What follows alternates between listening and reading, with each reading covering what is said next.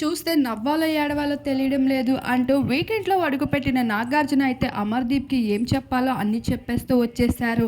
హౌస్‌లో చేసిన తప్పొప్పులని సరిదిద్దడానికి అయితే వీకెండ్‌లో నాగార్జున అడుగుపెడతాడు. ఒక్కొక్క హౌస్‌మేట్ కోసం మాట్లాడుతూ ప్రతి వీకెండ్‌లో అమర్‌దీప్‌కి కౌంటర్స్, కోటింగ్స్ పడుతూ ఉండగా ఈసారి మాత్రం నాగార్జున గారే తన పైన జాలి చూపించేశారనే చెప్పొచ్చు. అయితే అమర్‌దీప్ ఎంతో కాన్ఫిడెన్స్‌గా ఉంటూ ఆర్ట్ అంటే ఎలాగైనా ఒకళ్ళ దగ్గర లాక్కోవాలి. అది కొట్టినా, తిట్టినా అంటూ ఉండేవాడు. అటువంటి అమర్‌దీప్ చేష్టలు అవన్నీ ఇంటెన్షనల్‌గా కాదని, తన ప్రవర్తనే అంతని, చిన్నపిల్లడి తత్వం అని ఆడియన్స్‌తో పాటు నాగార్జున సైతం అర్థం చేసుకున్నారు.